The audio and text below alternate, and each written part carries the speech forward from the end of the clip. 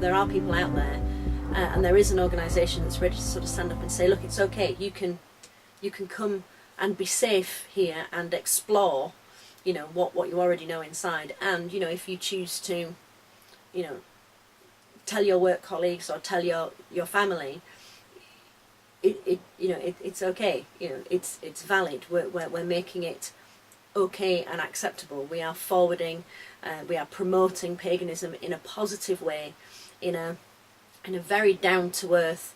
We are just people ourselves, living our lives. You know, we work, we shop, you know, we go to the park, you know, we take our kids to school, all of these things, but we're also pagan.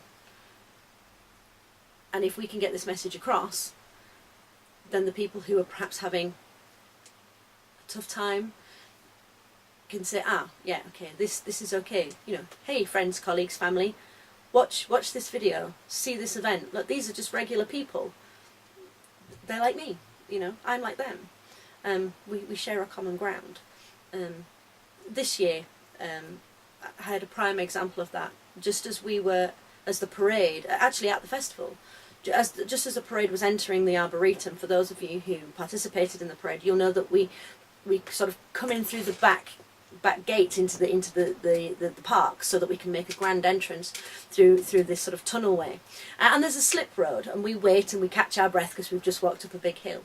So just as we're coming through this gate, there's usually some sort of people there to welcome the parade, who've come to have a look, who perhaps haven't been on the parade for whatever reason, but want to sort of see it arrive before anybody else, or maybe they're meeting someone who's on the parade.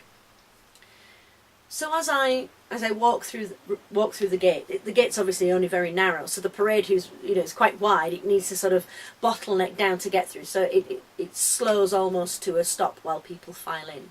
So I walked on ahead, and just on the brow of the hill there were 3 ladies that were stood there, obviously come to the festival, wearing pretty summer dresses, flowers in their hair, almost very identifiable as a modern pagan. And one of them was just, she had her hands to her face, and she was in tears. She was just overcome.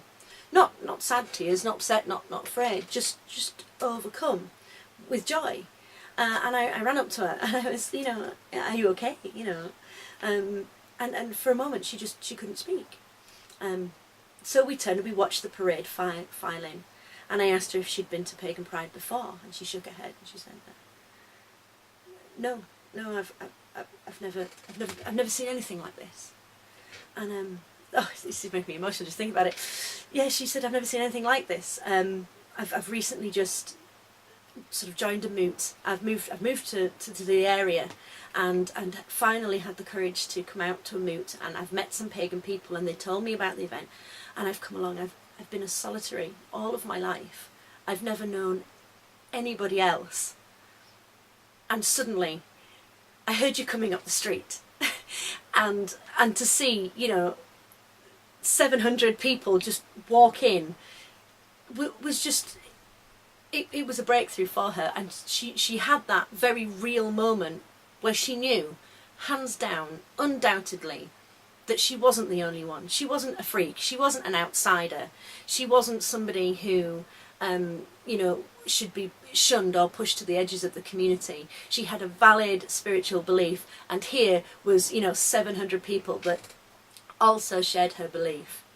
And if there's any reason why we do Pagan Pride, that's the reason why we do Pagan Pride. So that other people, like this woman that I met, don't have to feel alone